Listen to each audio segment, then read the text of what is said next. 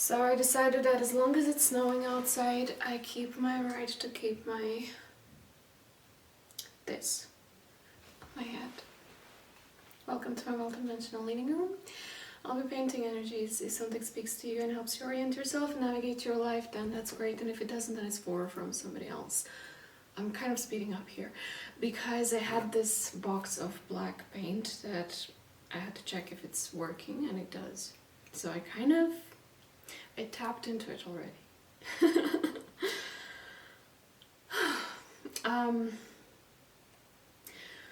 I'm sensing some sort of a decompression taking place, and as this decompression is taking place, there's like a simultaneous relief, but also kind of a work. It feels like a real relaxation, but also feels like a thing to do.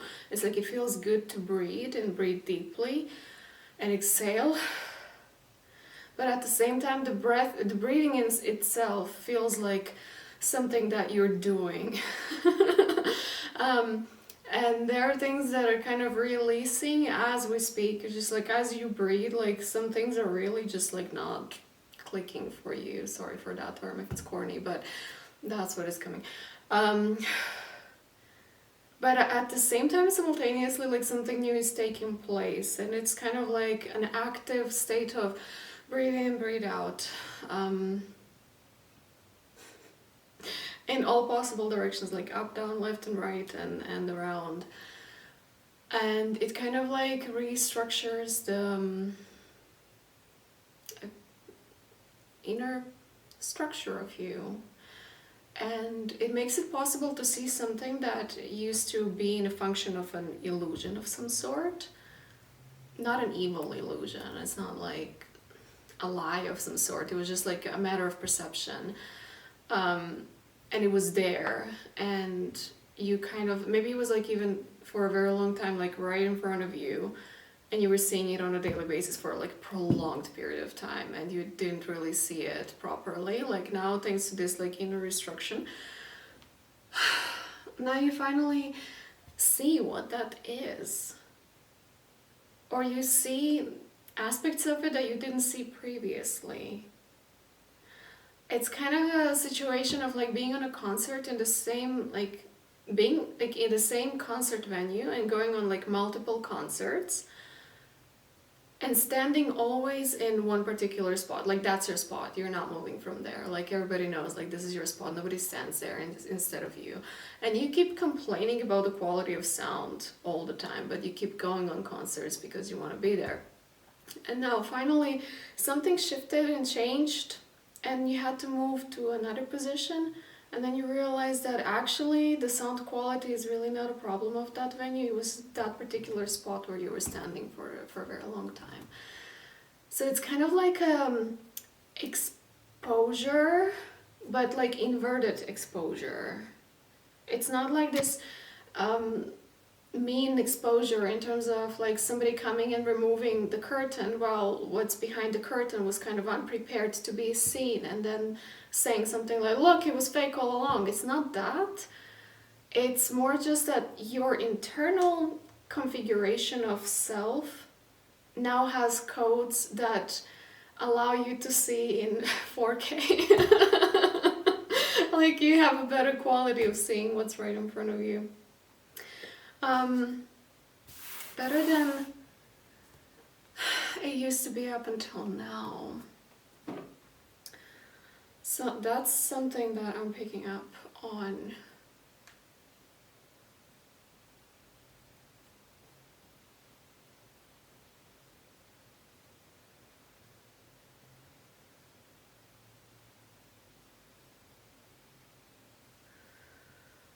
And as this is spinning, I also keep seeing again and again, ever since the start of this year, it's like this year is something different, like this year is something else, like I've never been here before. I don't know about you, but I keep seeing the same kind of like energetic structure revealing itself, and that is that if something comes into your awareness, like in this field that I'm tapped in, is like I see what things are made of. I see how, like, what makes things the way they are. So if something comes, like, you know, like this cables, like electricity cables that have like multiple different colors, like all intertwined together, now, and that represents some sort of like an energy construct. Now I'm seeing those cables being unintertwined and unentangled. And now you can clearly see the movement of white and yellow and red and green and blue, and you can clearly dissect like what actually played into that whole construct. So that's now kind of more seeable, more visible, and I keep getting literally the same thing over and over again, but through different examples. For example, you might like remember something that you remembered as beautiful. Something maybe from like childhood days, teenage days, 5 years ago. You remembered it as beautiful, and it kind of resurfaced in your field again, in your memory, in your awareness. Not just that it resurfaced as like memory, like maybe this time is a little bit more than a memory. It feels reactivated and recharged, just to remind you how beautiful it actually was. It's not just conceptually beautiful, but it's like relived experience type of beautiful. And you reconnect with that experience. Maybe it involves like people and places and stuff, and so you reconnect with that, and now you see why you experience it as beautiful. And the reason why you experience it as beautiful is because at the time when you had that experience originally, as much as you had beautiful experiences, that many experiences you also had that were not so beautiful, but you ignored it. And back then it was in your best interest to ignore those things. Maybe it wasn't your top priority. Sorry, my voice is still recalibrating. Maybe it wasn't your top priority throughout your entire lifetime to be super conscious of things, so you were ignoring things. But now, from this space where I find you, you can't ignore that anymore. You realize that what you used to ignore plays equally important part as things that you remembered as beautiful. That kind of things. I'm also getting a vision of French onion soup.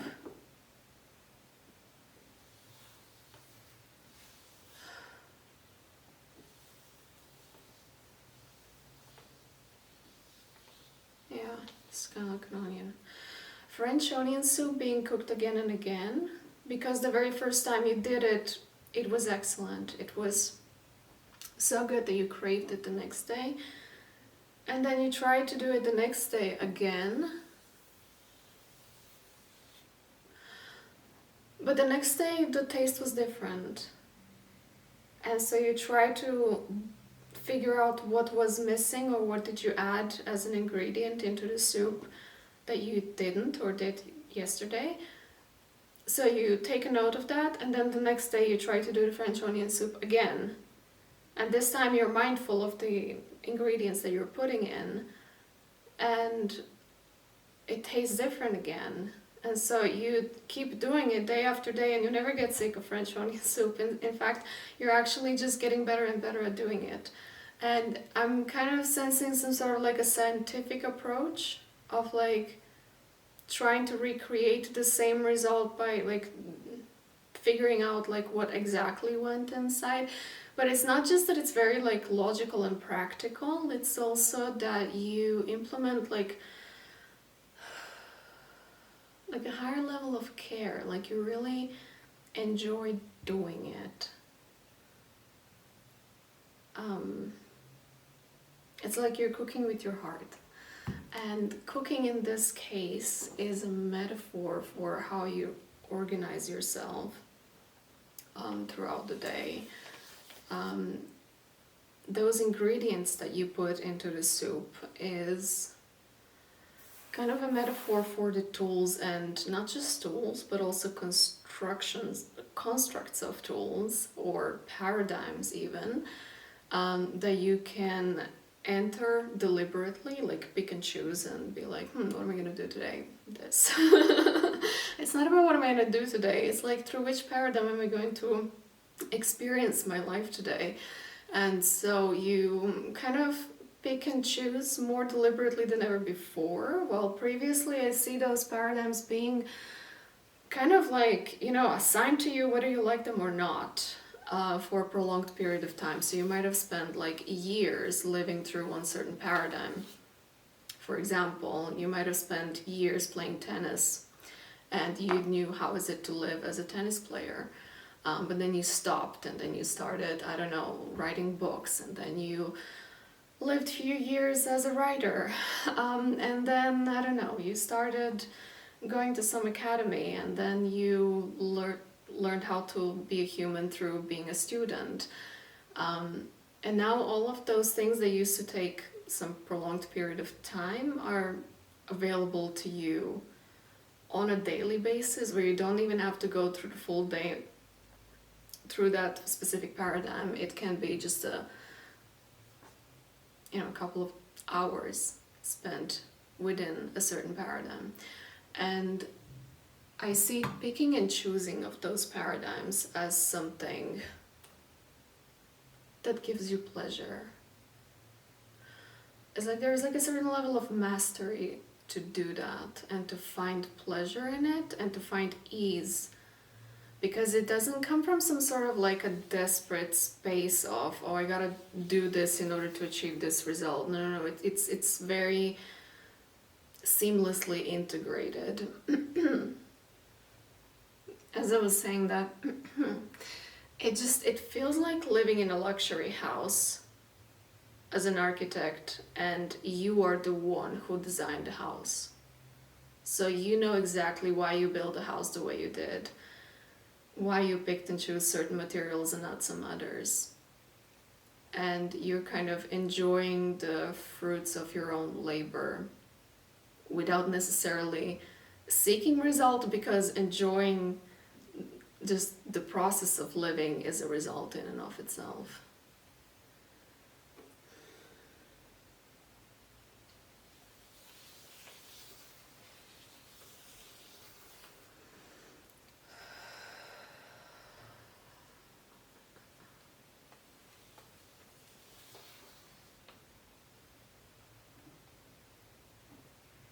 I'm also getting some sort of like passive education. It's like there was like a field of interest that was activated. You activated it somehow. It's not something that you're like super interested in, but it's definitely something that you're looking into, but not with like hands-on approach. It's not like you're booking a course or something like that. It's more like in the area of looking the term on social media, and here and now, like there's a reel about that topic, and when it shows up you watch it passively and then you scroll. It's like you don't even interact with it. It's just something that happens in the background. But even as it happens in the background, the bits and pieces of it are contributing in your restructuring, or this like decompression that is taking place. And those are those ingredients that are playing a role in how you see things with fresh eyes. And I see those things as like little codes, and those codes I see as zip files. And those zip files I see like a planktons that are in the air, and you kind of move through space and time, and then you just pick them up, just like in a video game. Like, there's something in the air, like a star in the air, and then like Super Mario comes and like hits the head against that star, and now he has like, I don't know, plus 15 experience. That kind of vision I have now. And those little planktons, those zip files, those codes are kind of like compressed files that is like when you interact with them, they enter your aura, your field, your system, your brain, your mindset, whatever, and they extract themselves inside. And as they extract themselves, they also extract themselves outside in your physical reality. So you kind of get to experience them through interacting. It's like you pick up a plankton and then it extracts itself, and then you see it out there, like installed right in front of you. Yeah.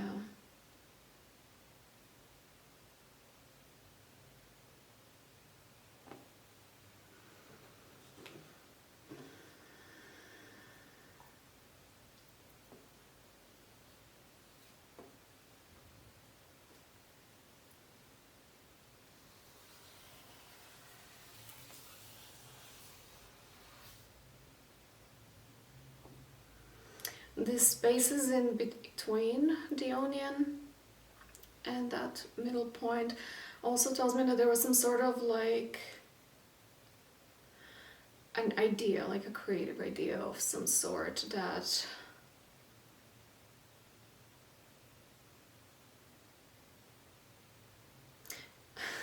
right now in this moment I feel like ChatGPT, like giving like multiple responses and then I have to choose which one works better. But basically, like there was an idea, and let's speak about idea as a consciousness that interacted with you, and so you had some sort of like a collaboration with the spirit of the idea, and so it came to you as an inspiration and it gave you an idea. For example, like let's, I don't know, make a script for a film. And so you start writing a script, you have a clear scenario of what is going on, you have a clear place, people, what's going on, everything is there in the first mental image of it. And so you start writing it down and working on it, and you write something like 12 pages of the script, and then the idea and the motivation and inspiration and the energy behind it, like it's all gone. And there were other things that were taking place. And then it's been a while. Like, I don't know, it's been a while. I don't know how much a while is for you. And now I see like a split into categories of people. Like one group of people in this case claims that they have a writer block or a creative block, or I don't know how is it called, like, but a block. They see a blockage, and they're also figuring out how to remove that blockage. And then there is another category of people who just realize like, okay, well now it's not a time to write it because I'm not feeling it, it's just not here. So it comes kind of like either knowing or a clear receiving of the message from the other side telling you, or you tell it like, it's okay, now it's not the time, I'll get back to it in another moment. And so you just, you don't panic, you don't blame yourself, you don't consider it a failure, you don't question yourself, you don't throw it away. It's just kind of like you put it for later. Like, you know that there is not just that it's like a conscious decision that you put it for later, it's also that there are other things like jumping into your field and calling for your attentions that are even more, what did I say, intentions? Attention. Calling for your intentions as well. Calling for your attention that are a little bit more energetically charged. Like maybe you feel more fired up about playing an instrument, or I don't know, playing basketball, or I don't know, doing something else, learning how to cook French onion soup or something, and you just keep it, like it just like you leave it out of your mind, and then it comes back again. It comes back again, and then as it comes back,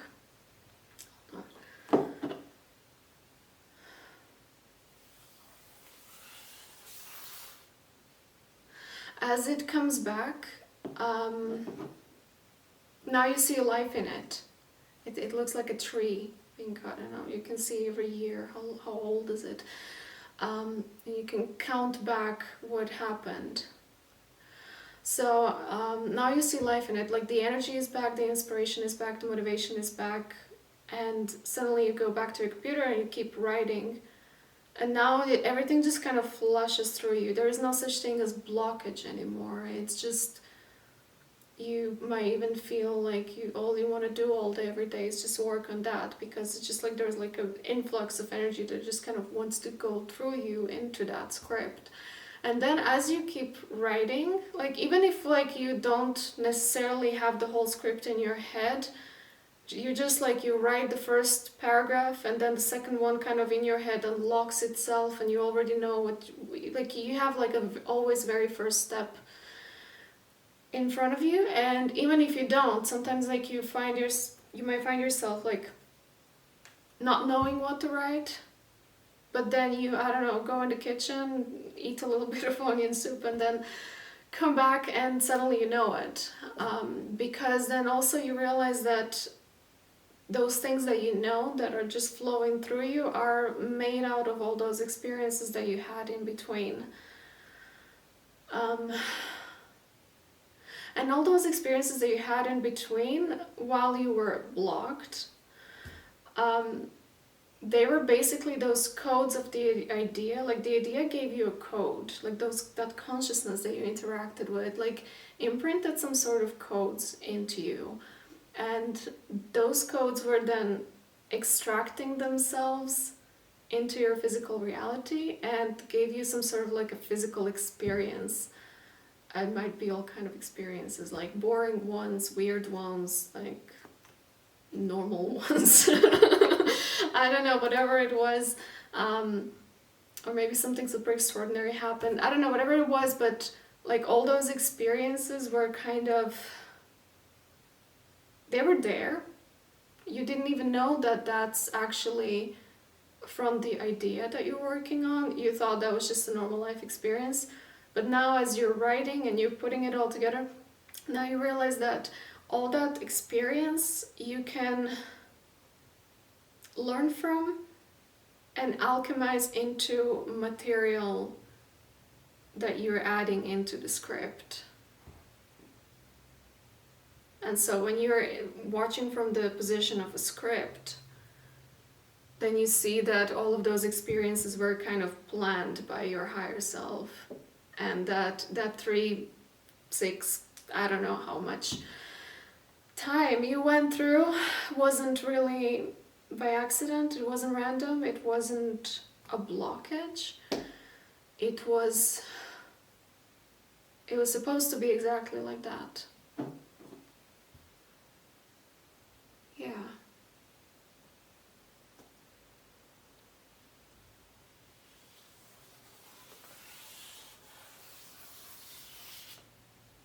Yeah, and now you're integrating those experiences. And as you're doing so, you're learning how to read from your reality and how to filter things into what was a personal experience, what was something that, you know, was your human gameplay, is that a word? Playing of the game. And what was there to teach you certain things and add certain vocabulary, or like show you a vocabulary that has always been there within you, but you weren't aware of it until there was like an external situation that provoked you to use that vocabulary, and now that vocabulary is what you're putting into a script. I really like this painting.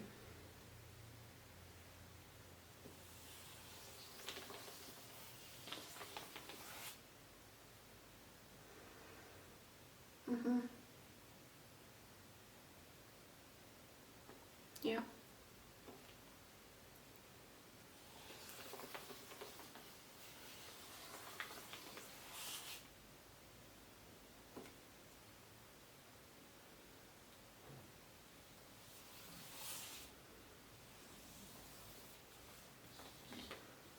And it seems like that whatever you're doing, a script or whatever creative project that I'm talking about here, It's something that kind of provides you like this thick,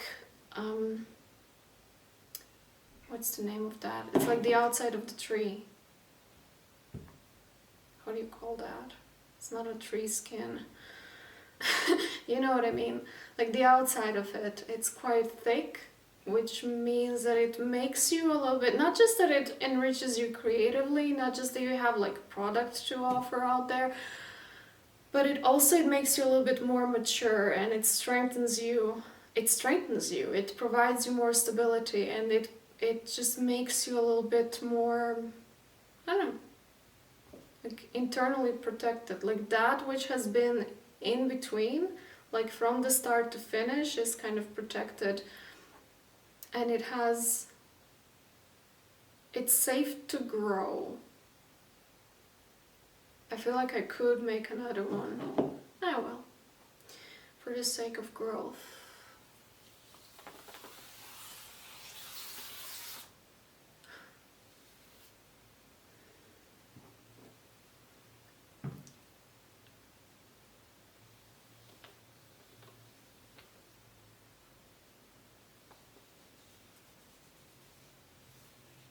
I'm also getting fluidity to move as you please within that.